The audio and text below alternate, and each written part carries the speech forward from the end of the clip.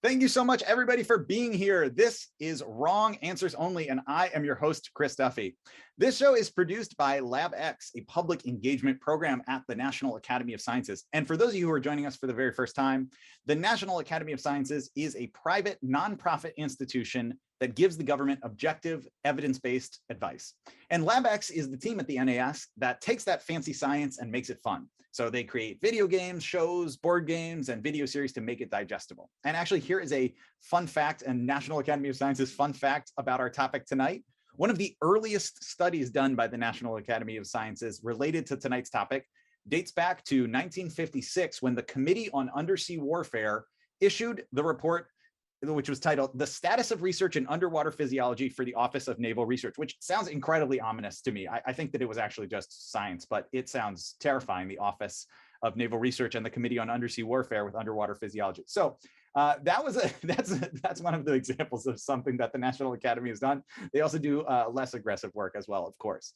And on today's show, you and our panel of comedians are going to be learning all about the science of stress in extreme environments. We will also find out what our guest scientist is like when she is not in the lab. And I want to point out that this is an interactive show, right? One of the nice things about it being online is that we can actually hear from you. You can play the games right along with us, ask your questions, make your jokes. So if you look right below where you're watching, you should see a place where you can put comments in and you can ask questions, and we'll get to as many of those as we can over the course of the show. And please play the games right along with us. Put your answers in as well. If you're having trouble seeing that, you should try maybe exiting full screen. Sometimes that helps. And if you look to the right of the chat box, you should also see polls, which we'll use over the course of the show so you can guess in the questions. And then after tonight's show, there will be a post-show email with links to get deeper into our scientists' work and more comedy from each of our panelists. So you'll get a chance to follow all of the people and get more of their work and our recommendations of some of our favorite stuff from all of them. There's also in that post-show email a trivia question. And if you get that trivia question correct, well, you will join the immortals on the Wrong Answers Only Scroll of Glory. This is something that people really, you can't buy access to this. You have to get it correct. That's the only way. It's a prize that is some of the most valuable space on the entire internet. And here are the folks who nailed the question from last month about exosuits. That was from our last episode. Here's the Scroll of Glory. Congratulations to Adeline, to Adrian, to Amanda, to Beth, to Brooks, to Camille, to Charles, to Cornell, to Dorothea, to Faye, to German, to Gracie, to Irma, to Janine, to Jose, to Lou, to Marcos, to Maddie, to Mia, to Milo, to Pearlie, to Percy, to Peter, to Rick, to Royal, to Scott, to Shelby, to Tammy, to Vern, to Virginia. Congratulations to, wow, that's a lot. A lot of people last month got that right. Congratulations to everyone who is on the Scroll of Glory. You have really earned something that you will be able to treasure and cherish for the rest of your lives. And you could join that list. If you're watching tonight, you could join that list next episode. All you have to do is get that trivia question in the email correct. So let's get into tonight's show. Okay, today we have an incredible panel of comedians who are going to be playing along with us. We have Josh Gondelman, Ife Wadiwe, and Emily Heller. Hello, hello, hello. We are all here. Hello, everyone. Hello. Hello. How's it going? Figuring out how to get you all in There we go. Hi, everybody. Yes. For a moment, you were sucked into the blinding whiteness of the sun, but here you are now. Thanks for being here, everyone. Yeah. Thanks for having us. Does mine actually look different than when it was all white? Yes. Now we can see you. Oh. Whoa. I thought you were genuinely seeing it yourself. I understand. It was a joke. You're a professional comedian. Who could have ever guessed? Okay, now let's find out who today's expert is. I could tell you about her, but rather than having me yap all along about what she does, let's have her tell you about herself. Here's a video. The whole concept of preventatively trying to keep individuals healthy ahead of the curve. So usually everybody kind of looks at treatment. So what can we do either during or after these stressful exposures? But our big thing is, how can we protect everything ahead of time to try to minimize injury and help people either, so the extreme environment people, like help them work to the best of their ability in that environment, that's a high stressful environment, or patients help their outcomes. So like after they've had surgery or radiation therapy, are there things we can be doing ahead of time to help them with the recovery on the other side? So we know, just as an example, in orthopedic surgery, if you know anybody who's gone through orthopedic surgery, they have what's called prehab. So they have you go through specific exercises to strengthen the muscles in different parts of the body to really, help that recovery process along after they've had surgery. So we're doing the same thing, or trying to do the same thing, but for individuals who are undergoing neurosurgery or some of these different clinical procedures. So just, there are not a lot of people who kind of do it on that front end. It's always kind of more on the treatment side of things. I'm Dawn Kernagis, and I'm research faculty at the University of North Carolina and the Department of Neurosurgery. Dawn, thank you so much for being on the show and letting us talk to you about your work. Yeah, it's so nice to meet everybody, and thank you guys for having me here. So panelists, you're going to get a chance to talk a lot to Dawn over the course of the show, but this is your first opportunity to ask someone who studies extreme environments and how human beings can survive stress in extreme environments about her work. So we're going to call this segment, You Do What? And Josh, what is the first thing that you want to ask Dawn about her research? So when I saw that you're an extreme environments expert, I was like, sick, I'm going to get to meet a scientist who studies skate parks. But knowing what you actually do, hearing what you actually do, I'm so curious, what is one thing the average person can do for their brain health that maybe they don't know to be doing? Sleep. Sleep well, get a good night's sleep. We know sleep, we're learning more and more about how important sleep is for both short-term and long-term brain health. So I know it's easier said than done, especially for some of us on this show, but yes, sleep would definitely be the way to go. Great. When you say some of us on the show, which are the us are you referring to here? All of us as a scientist, but also those of us who are comedians, or those of you who are comedians, because I know you all probably have very late nights and just different schedules. And it sounds like just from our previous conversation before the show started, you all have very long working hours. So just trying to get that quality sleep is so important. And I actually like the idea of the skate park, though. There's concussion risk, which we would love to protect against for skate parks, and then obviously there's some pretty incredible athletic endeavors. So if we can help those individuals work to the best of their ability in that skate park, that would be awesome too. All right. Well, we're going to get even deeper into that, but let's get to Iffy next. Iffy, your turn. What's the first question that you want to ask Dawn? Yeah. I guess what is, I feel silly asking this, but like, what is the most extreme environment that you've seen? Yeah. So it's a tie between actually deep diving is pretty extreme. So our bodies aren't meant to handle super extreme pressures. And I'm talking, dives to 1,000 feet plus. The human body just hasn't been able to really sustain that very well. Once you get over 1,000 feet, it gets pretty iffy. Sorry, iffy. So, but space. I'd love to say space, but I mean, obviously, the space environment is highly stressful. But we're learning and doing the research community is doing a lot to learn how to help the body handle those stresses in the space environment. So, I would probably say deep sea is probably one of the most extreme. All right, Emily, your turn.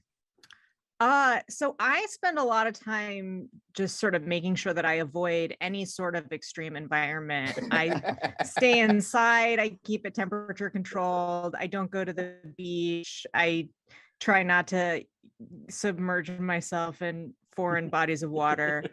And my body still feels terrible. So why do you think that is?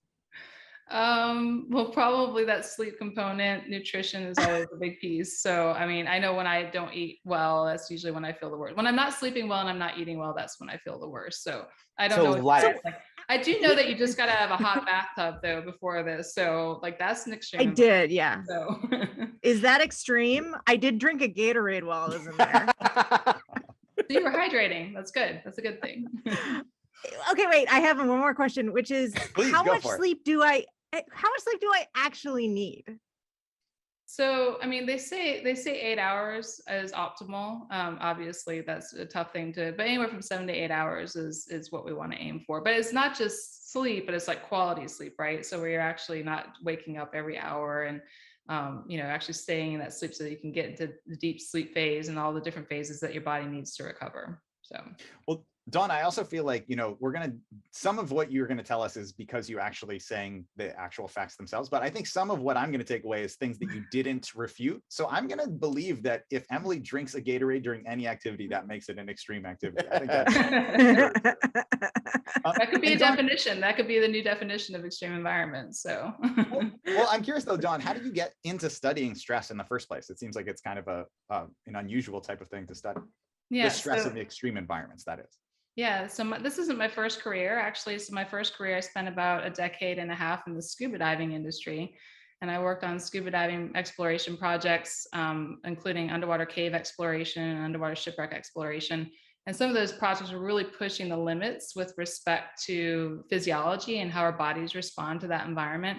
And so it definitely came up with a lot of questions, because I would watch my teammates and myself as well go under these really unique stressors. And so started to kind of ask different questions. I pitched an idea to a researcher who's at Duke University by the name of Richard Moon. He's a renowned diving medicine expert. And actually, I used to be one of his research participants for quite some time. So I went to him and I said, hey, I've got this research idea. And long story short, we ended up putting in for a grant proposal, got funded. And that just turned into this whole new career for me where I'm doing this kind of research.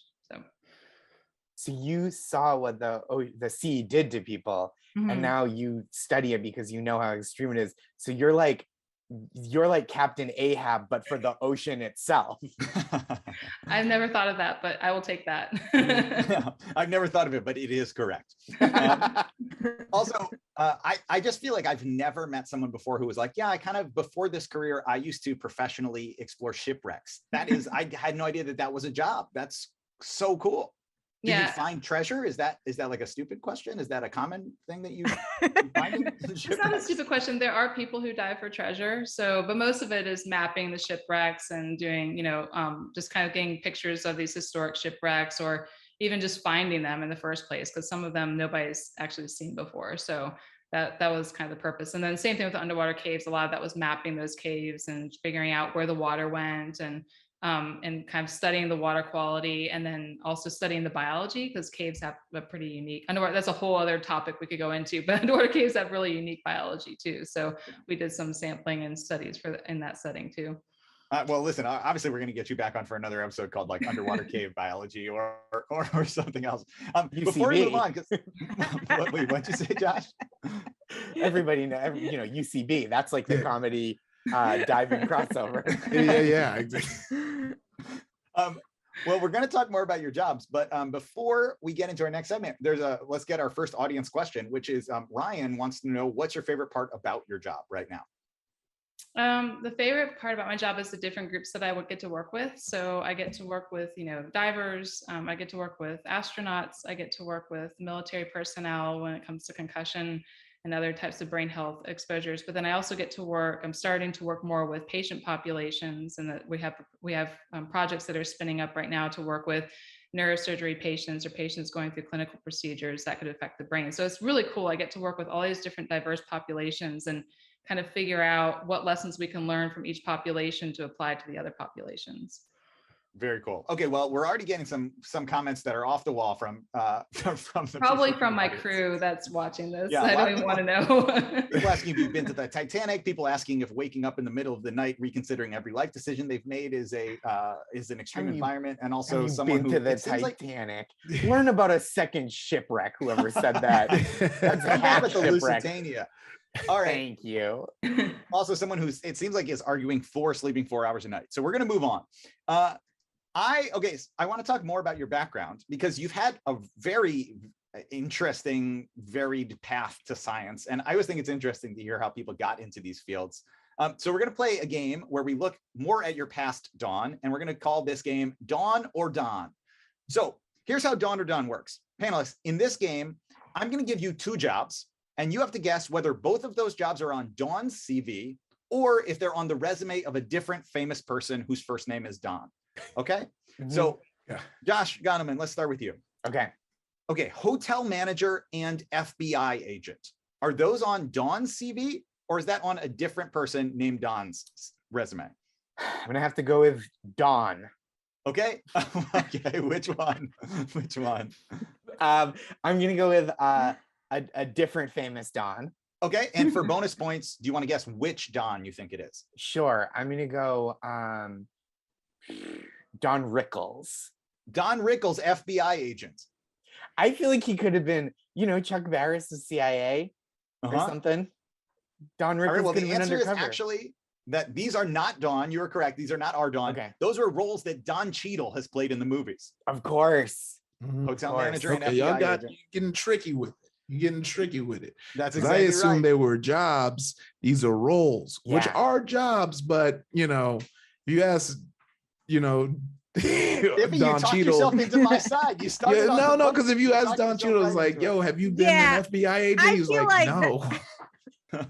You said these were 2 items on someone's CV, and technically those were 2 different people that Don Yeah. Cheadle played. If you So were those having lunch, jobs wouldn't be if on you're the having resume. lunch, if you're having lunch with Don Cheadle and you were like, oh, what did you do? And he was like, oh, I managed a hotel in Rwanda. You'd be like, no, you didn't. That's deeply offensive. Okay, that is a fair point. That's a fair point. It would seem strange if he said that he was the manager of the hotel in Rwanda.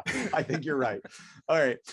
So you know what? We'll give you the point because you argued me out of it. Oh, I didn't want to give him a point. Hold on, I no, think take it deserves the away. point, too. Take it away. If he was very contentious, he deserves the point. So I'll take one and then he can have the other one.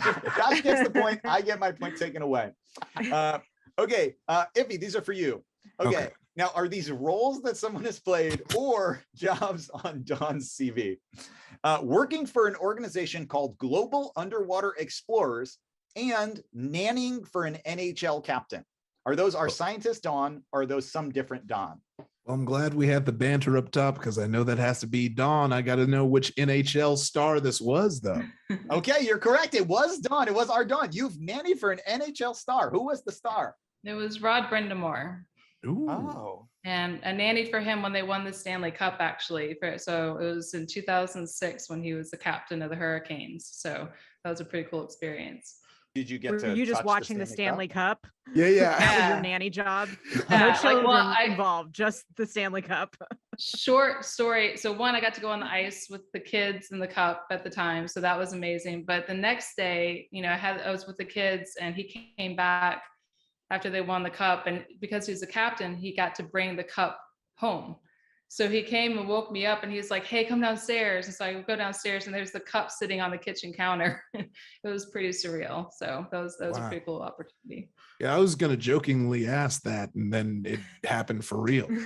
But I'm glad you got to come at the game because I imagine he called you from the ice when he was like, sorry, I'm going to be a little late tonight. Yeah, he actually did. He did after the game. He called me later. He's like, do you mind if I stay out a little bit later? I was like, no, you're good.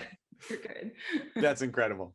And you did work for an organization that's called Global Underwater Explorers. I think we all understand why you would work for that organization. It sounds like something out of a superhero movie and kind of like a villain organization to me. But I can see that. Yeah, no, it was, so we essentially it was focused on teaching individuals how to do underwater cave exploration and underwater shipwreck exploration. And they still exist to say they do amazing conservation work too, not just instruction. So very cool. Just a quick yes or no. Someone in the chat really needs to know, did you drink out of the Stanley Cup? I did not. I took a picture of next to the cup in the pool, and that was about as close as I got. That's pretty cool. That's very cool. All right, Emily, last one. This one's for you. Working for NASA and being the host at a video game bar. Are those Don, our Don, or is that someone else named Don? Video game bar. I think that's our Don. I don't think that's a different Don. That is correct. That is our Don. You've worked for NASA and you were the host at a video game bar. Yeah. So I worked on a project for NASA called NEMO, which, that's pretty, NASA's really good with their acronyms. So stands for NASA Extreme Environment Mission Operation. And essentially it's an undersea operation that NASA runs every year. So I was one of the crew members for that in 2016. And then I worked for Jillian's video game bar back when I was an undergrad and was a hostess there for quite some time. So made some good money to help me get through undergrad back then.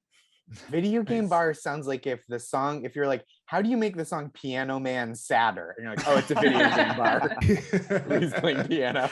Also, I like that, those two jobs are a great litmus test for what kind of nerd you're dealing with. Like, you just tell them those two jobs, and based on how excited they are for which one, you'll know. Yeah. That's great. That is a really that's perfect split right there. Yeah. Well, Dawn, let's find out more about your work in a segment about your research. So we're going to get deeper into the things that you do and actually find out what it looks like in a game called Fully Suitable for Work Photos.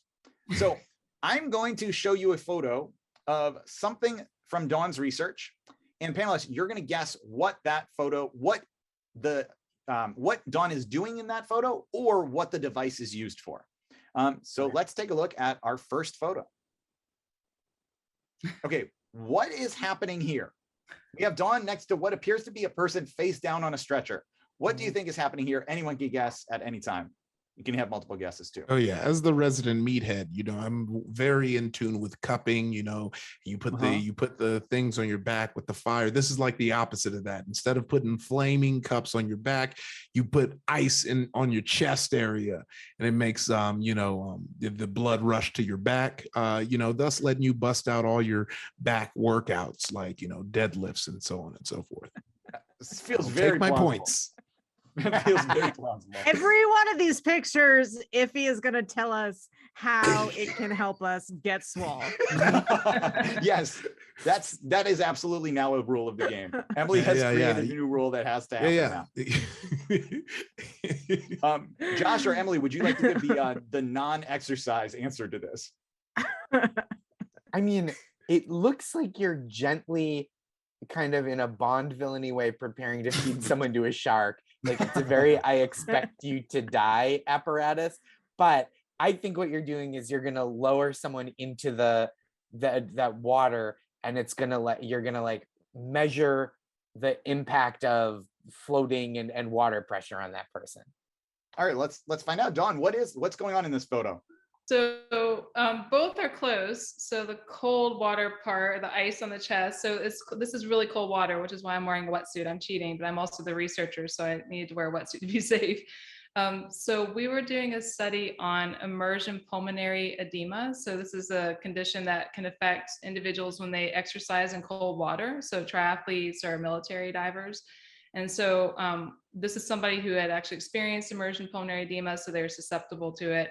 And we were testing out a potential way to protect against that immersion pulmonary edema. This is a whole other slew of jokes, but we were actually testing Viagra because of the effect that it has on the blood vessels. And it actually worked. It actually helped protect against immersion pulmonary edema in these individuals who otherwise had experienced it before in cold water. So yes, we were slowly lowering her into the water. It's this very cold water, and then watching how all of her physiological signals changed, and then we did that without the Viagra, and then we also did it with the Viagra to see if there was an impact, and there was. This is a research that was done by my advisor when I was doing my PhD at Duke University, Richard Moon, who I had mentioned before. So this is like, sometimes people say they're like, oh, I need to take a cold shower, which I've always been like, that is such a weird thing to say. You were like, you heard that and we're like, what if we literally did that? What if we gave someone Viagra and then forced them to take a cold shower? Even more so, Chris, if I could, interrupt the real science with some bro science. The thing that you correct me when I'm wrong, not if I'm wrong, but like the thing that's in Viagra that is in a lot of pre-workout supplements is nitric oxide, and it helps the blood get into our muscles. And so that's why, that's the one thing I know that is in Viagra, and why a lot of dick pills are marketed towards meatheads, because we use so much nitric oxide that when it's time to work with our other muscle, we might have blown the head gasket. Wait, this is the first time this has ever happened, I think, in the show. I have a follow-up question for you, Iffy, not for the scientist. Are you telling me that people take that, like serious weightlifters, which I know you're gonna be shocked, I am not one, are you telling me that serious weightlifters take Viagra in order to make more gains? They don't take Viagra. It's just a part that's in nitric oxide. So a lot of nitric oxide is in a lot of pre-workout supplements. I had this vision of just people walking around a gym sporting full-on boners, lifting as hard as they could. I just want to offer Josh, a caution because this all looks like fun and games, but if you exercise in the water, cold water, for more than 4 hours, you should consult a doctor. There are bigger issues at hand. There's more psychological issues probably at hand than Okay, well, listen, we've learned a lot on this one photo. We got some other photos to go through. Let's get to number 2. I can only hope that we will be as productive for everyone. Photo number 2. Okay, what is Dawn doing in this photo? What is happening here? And let's, of course, as per the new rules of the game, for the Heller variation, let's start with Iffy. How is this used to make to get swole? Okay, so a lot of the things there are 3 things that are typically advertised on pre-workout supplement. Pump, which we actually just talked about, endurance, and focus. So this is on the focus. There's small magnets in there to kind of just test how focused you are on lifting weights, and it's letting a reading out every time you're thinking about like checking your phone or calling back your ex. It's like you're not focused on the workout, and you get a reading to help you kind of get more in line to be focused on the lift. I actually have one of these scheduled for myself next week. Okay. I believe 100% of that. Josh or Emily, do you have an option, an idea for something that could be getting swole related? I mean, I have to imagine just getting your head fitted for a wig. Just like really precise measurements. Okay, Dawn, what do you think? Yeah, so it's an electroencephalogram, or EEG, so it measures brain activity. And this was a multi-lead. This is one that has many, many leads on it, so it gets really precise measurements. So we have a project right now where we're using a smaller version of this, not this many leads, so much smaller and simpler, to measure brain activity when you sleep. And then we're also looking at, can you amplify brain activity when you sleep so that you can get even better sleep? So this is part of that project, and I was just testing out one of the more complex devices that they had with my collaborators. So far, I'm happy that all of my meathead answers are at least partially close to what it actually is. Yeah, they're astoundingly really accurate. I'm like, oh, you're planning to mail someone a very fancy pear, and you want to make sure the packaging material is sufficient. That's exactly what it looks like. Okay, well, yeah, we're already in the double expert zone of this show, which is great. I love this. This is fantastic. So let's go into photo number 3. Okay, this looks like a bed, some sort of gurney on a rotating metal disc, or I'm not even sure. So what is this? What do you think's happening in this photo? Let's, of course, start with Iffy. How are you going to use this to get swole? This is the third thing I was talking about that is advertised on, pre-workout supplements, which is the endurance. So this one's going to spin you around really fast to shake your blood up and see how much you can take your blood getting shaken up without, fainting or getting dizzy. And you just put on just a second more a day. And eventually, you're doing it for hours. You can hit that gym nonstop. Honestly, I feel like that seems so close. We should just go straight to you, John. I mean, he got it. There you go. I was going to say it looks like back when you used to work for a Bond villain. That's the thing that you would strap James Bond to, and then the laser would go up to his penis before it looks somehow got out of it. To me, it looks like NASA is testing the physical limits of those trick boxes that magicians use to solve women in house. Okay, Dawn, what is it? How close were they? Yeah, so I like how it keeps going back to me being affiliated with a Bond villain, though. That's awesome. What is mad scientist if not scientist? It's so true. We often forget about the Mhm. scientist part of mad Mhm. scientists. This is a human-powered centrifuge. So NASA uses centrifuges in general to study changes in gravity and gravitational forces, so either high gravitational forces or really low, like if you're in space and you have microgravity exposure.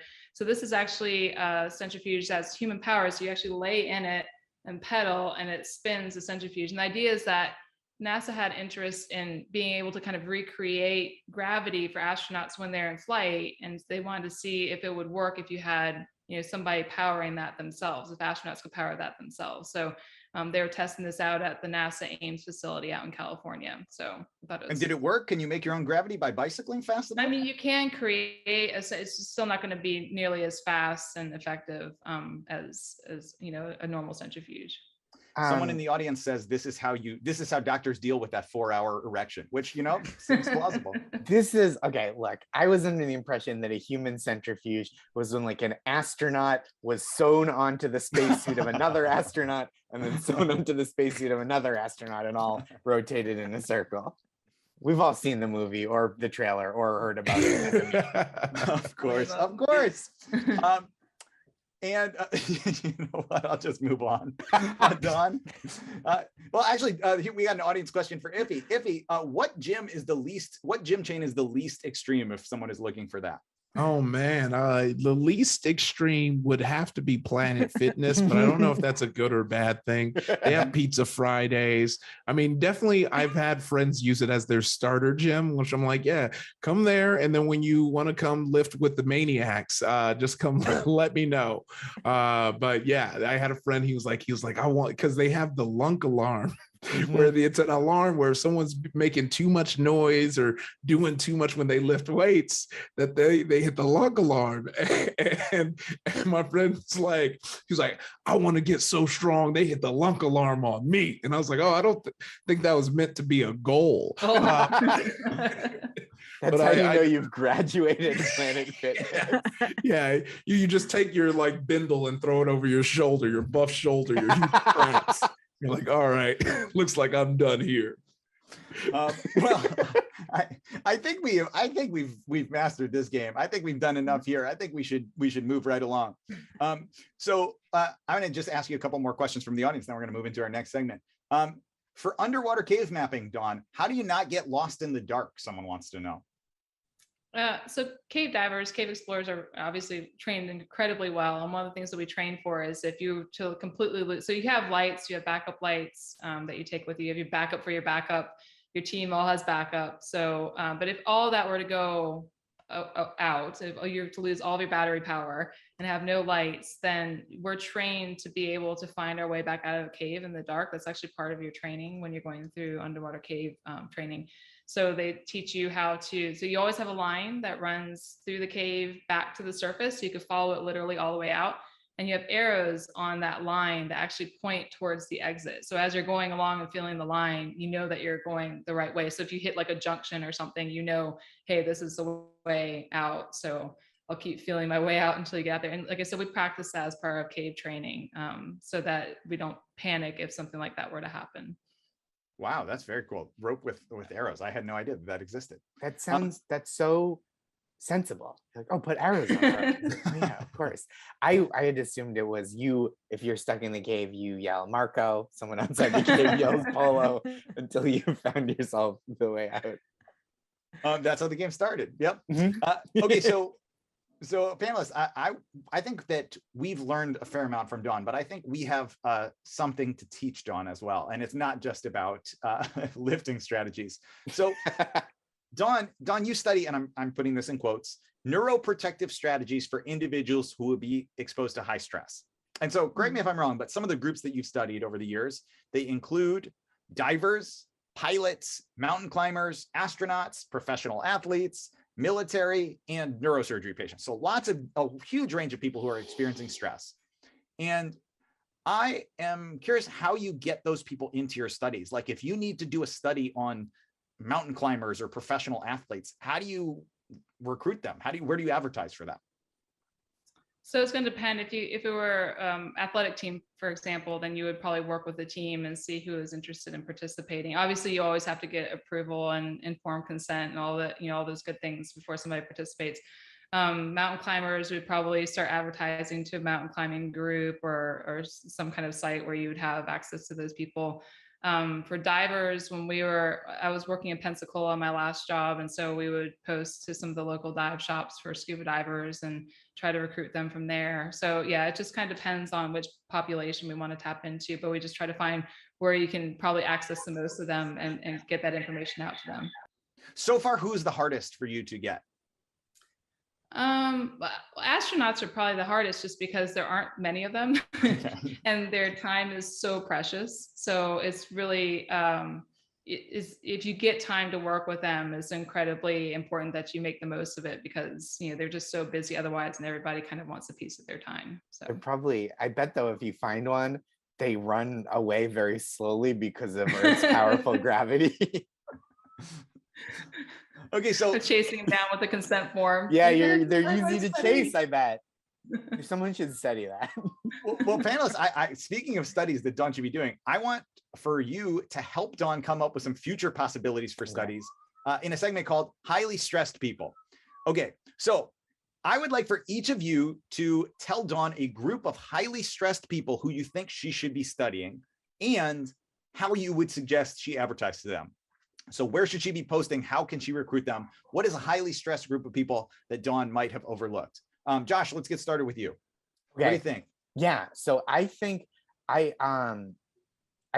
people who work during the morning rush at coffee shops, that seems very stressful. It's like a lot of mental and it's a lot of physical both. Routinely, the guy at the coffee shop in my neighborhood, when I say, "Good morning, how are you doing?" he says, "I wish I was dead." And I'm like, that's the kind of, first of all, I'm sorry. I'm sorry for your life, but that's the kind of intimacy and community that I try to cultivate where I go, that you just tell me when you're having suicidal ideation. But I think the way to advertise to them is you can't go to their jobs, I guess, but you would probably find, where somebody goes, you'd have to advertise where people go to bed early, right? So you would probably need to advertise like on the inside of like a box of sleepy time tea or something. And then you'd be like, "Oh, are you a person that has to wake up early in the morning? Then come, I'm going to study you." Because I think that's a high stress job. Beautiful. Okay, Dawn, what do you think? Give a thumbs up or down. Would you consider that for a future study? Yeah. Okay. Yeah. Amazing. Especially for the sleep part of things, that would definitely be a plus. Caffeine, early mornings, just hating people. Yeah, that's the part that kind of got me. I was like, there's some deeper seated issues there. Iffy, what do you think? What's a group of stressed people that she should be studying? Oh, definitely weird gamers like me, but that's the overall general joke answer. But I think, as esports grow and these kids are like, doing these late nights staring at screens just to, get good, as some would say, it'd be interested to see, ways to really affect, their mental health, but also ways to like keep them focused in gaming. And how would you get them? Where would you advertise? Where should Dawn be putting out these? Oh, Twitch.tv. So we're doing wrong answers only, Twitch, live on Twitch. Lots of emotes, and it'll pop across the screen when they're real happy.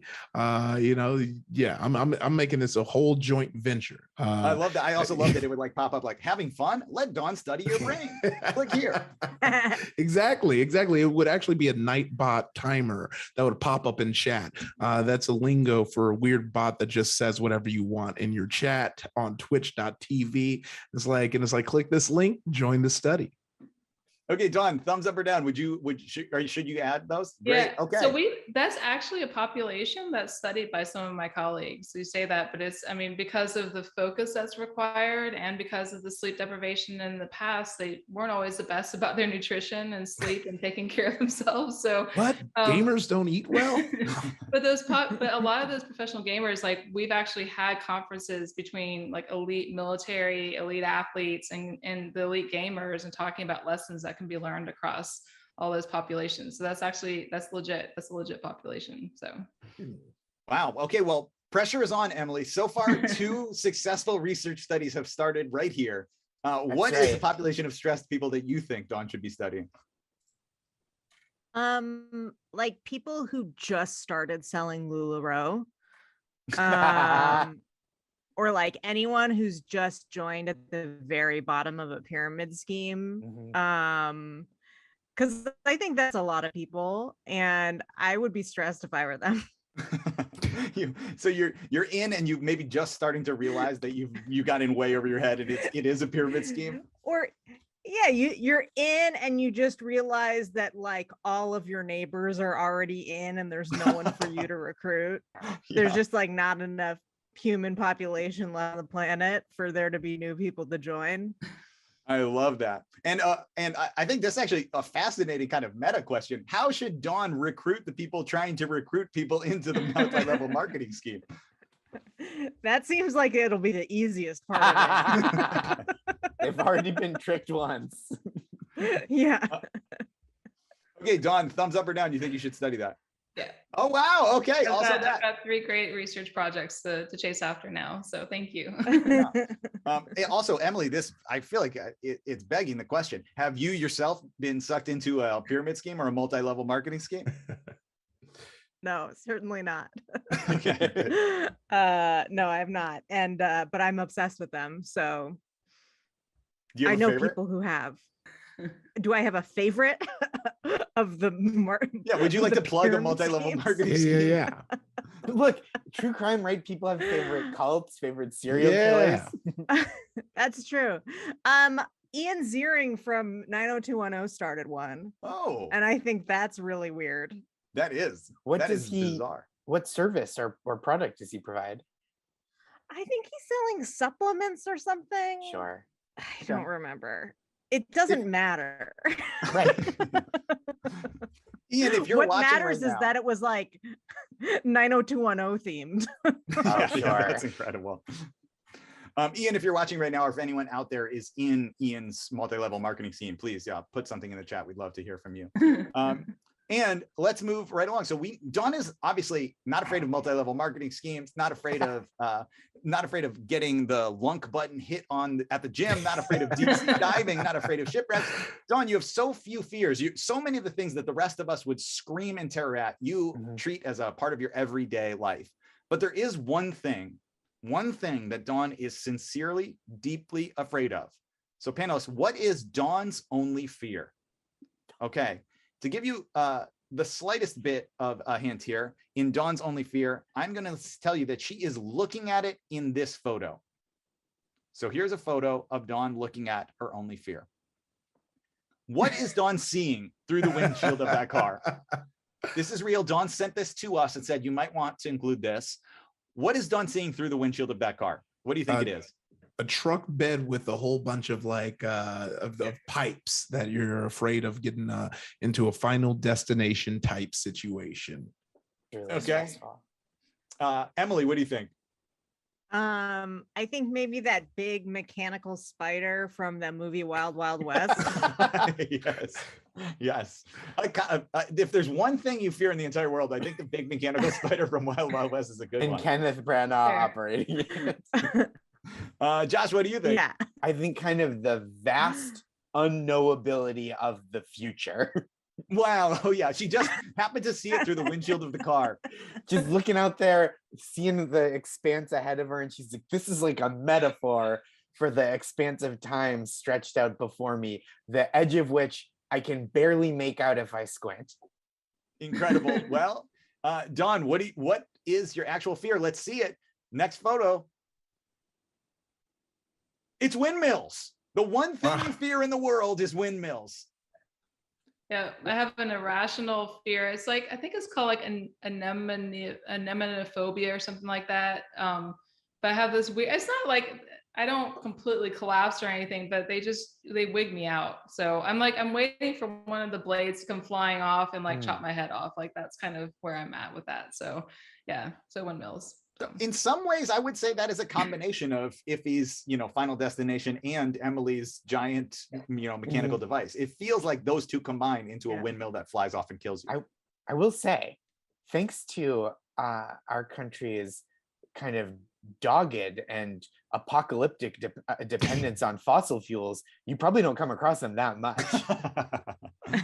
I mean, that's the thing. Like, I want the energy that comes from them. So I truly believe in that. So it's one of those, like, I'm just going to have to learn how to live with it and be okay with windmills. So I also think I had a weird diving experience probably back. Actually, I know I did, where I got the very large ship came by and the propellers were kind of like just churning through the water. And it's just kind of scary. So ever since then, I've just kind of been wigged out by the blades on windmills. But I think it would wind power. Do you think it would help if they attached metallic streamers to them, like the handlebars of a bicycle, like just to make it a little bit more whimsical for you? Yeah, that could be. That could help. Someone who I presume is from your office says new office decoration ideas. So oh boy, that's so mean. No. So mean. Yeah, I see that one coming. Well, panelists, do you have other questions for Dawn about her research or her work? We've covered a lot, but what else do you want to know? What do my dreams mean? That I can't help. I mean, I have some really weird dreams, so I'm the wrong person to ask. What's an example of a weird dream you've had, Dawn? We'll take that.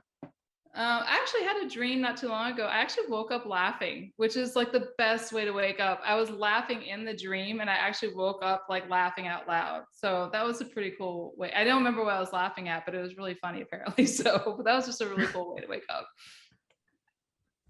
I have a question. Please. Yeah. What is an environment that's extremely stressful that people wouldn't expect to be stressful? Like something you've studied where you're like, oh, I guess it does cause all this stress. I just never considered it. That's a good one. Trying to think. Or the gamer one. The gamer one is one. I mean, I don't think people don't really kind of associate that, but just the cognitive stress, like the amount of thinking and processing that you're doing, and then again, just kind of, and also the repetitive motion too, actually can cause a lot of stress. So that's probably.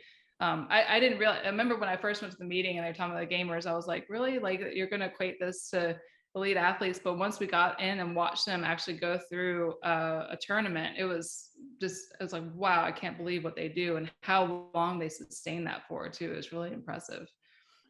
It's interesting because you seem, I obviously don't know you personally, but you seem very chill. And I wonder if studying stress in extreme environments has led to you implementing more of like stress-free techniques in your own life. Do you think that you've gotten more relaxed over the studies, or do you think you're more stressed as a result? Yeah, it's a great question. So my nickname when I grew up when I was younger was Dawn Stress, like Dawn Stress. Because I was stressed out all the time. And it was stress I put on myself. I was like, I had to have all A's. I had to be like, all these things. Anyway, I've definitely gotten away from that. I'm no longer that way. But I definitely implement things like deep breathing and yoga and some things and then exercise, just regular exercise, just those things that definitely help. Because I know when I'm not getting those things, I start to get kind of wound up. So yeah, I definitely pay attention to what can help me de-stress. So your nickname was kind of like advice to you and a play on your name. Yeah. That's rare. That's a pretty good nickname. I feel like you don't hear those often. Yeah, Dawn Stress. Yeah. Other questions for Dawn, Iffy, Emily? Well, let's go to some of the audience ones then. Of all the groups that you've studied, who was the most stressed? The most stressed. I mean, it kind of depends on what kind of stress you're talking about. If it's physiological stress, I would say kind of a cross between some of the military folks that we worked with, just who have lots of really high stress exposures. They have concussive exposures. They have, sometimes they're not able to sleep for like long stretches of time. They're on completely different shifts, all those different things. There's a lot that happens to astronauts, but we're learning more and more about how to protect those changes and those stressors for astronauts. So it's kind of cross between those two, but I would say definitely like when you meet some of these military personnel, and in particular some that really are kind of pushing the limits, so you realize how much they're putting their bodies and their minds through. it's really impressive. Well, Dawn, thank you so much for everything that you've shared. We're coming kind of close to the end of the show. I want to ask you one more audience question, and then we're going to come into the final piece here.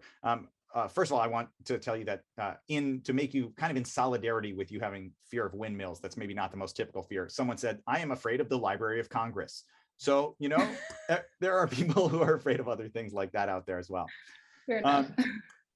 Someone wanted to ask, when you are studying people with fear, what is it that changes in the body? What specifically what does stress look like in the body, I guess is the I mean, it impacts everything, right? It impacts your breathing rate, your heart rate, perspiration, all the things we've experienced when probably, you know, some of you, if you've been on stage or been in places where you get this overwhelming fear response, your body definitely responds on multiple levels physiologically. So, you know, it's interesting because like a lot of the individuals that we work with, it's less about psychological stress and it's more about physiological stress. So it's more about the environment around them kind of, you know, impacting them. A lot of them, if you think about military divers or astronauts, they're all pretty cool and calm and collected. So it's a little bit less about fear and more about, you know, just how those pieces of the environment are impacting their body, and then how that impacts how they think and how their body responds to things in that environment, if that makes sense. Totally. Okay, well, if there's no final questions, anything else? I have one more. Josh, please. Who are some of the least stressed people you've encountered? Ooh. Yeah, same kind of thing. So like, again, military personnel we work with, you know, just because they have that on the again, if you're talking about psychological, right? So they just kind of know how to handle that. Astronauts, they tend to be screened for, and military divers, same thing. They tend to be screened for individuals who can handle those psychological stresses, but also the physiological stresses. So pretty much most of those extreme environment populations that we work with, that's kind of one unique piece, is that they definitely, they are often screened for, or, you know, have been shown to handle those stresses pretty well, if that makes sense.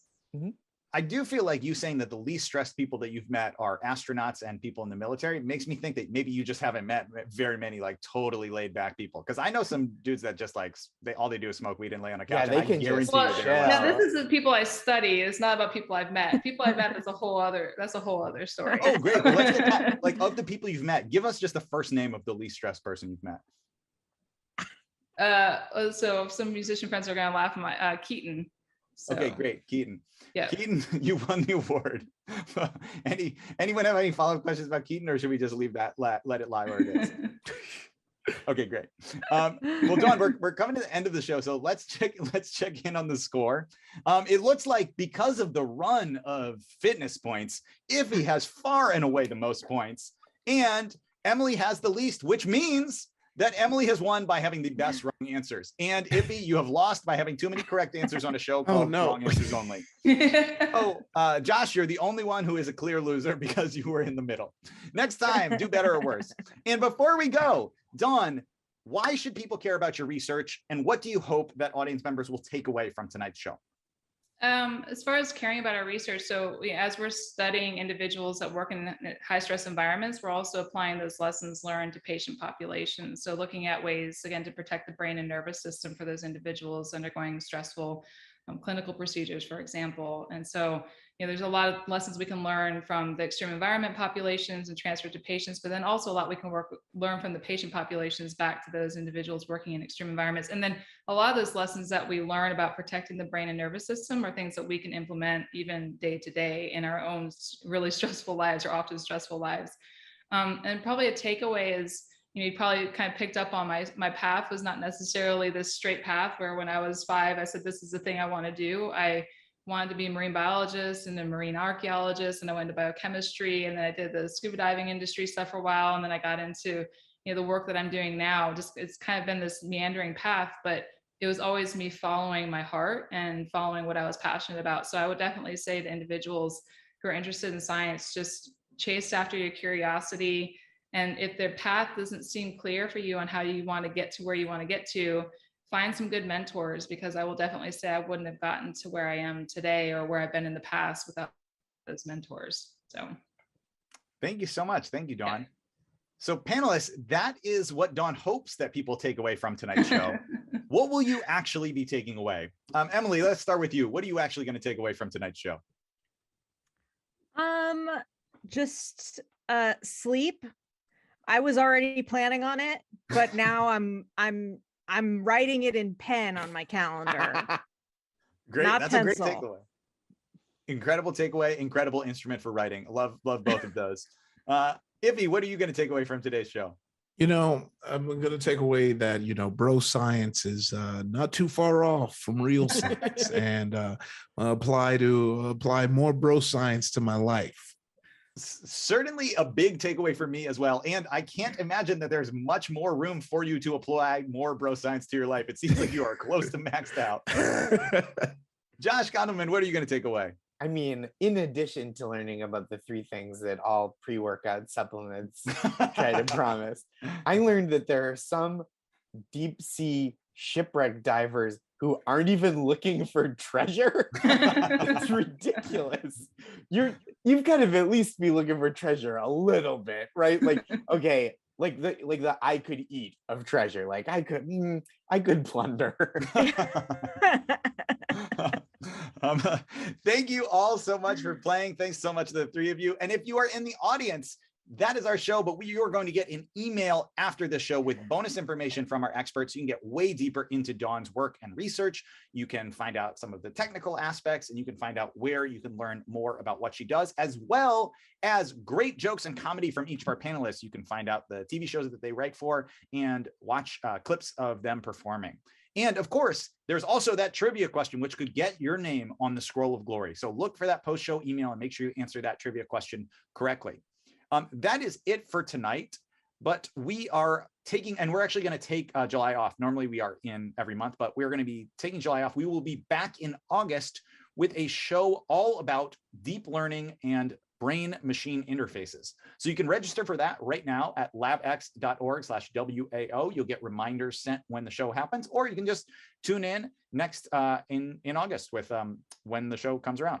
In the meantime, though, thank you so much to tonight's expert. Thank you, Dawn, for being on the show. Thank you to our panelists, Josh Gondelman, Iffy Wadiwe, and Emily Heller. And thank you as well to everyone at the National Academy of Sciences and LabX and our back-end folks, Amechi, Jesse, Amir, Dempsey, Mario, and everyone else on the tech team. I am your host, Chris Duffy, and this has been Wrong Answers Only. Thanks so much. Have a great night.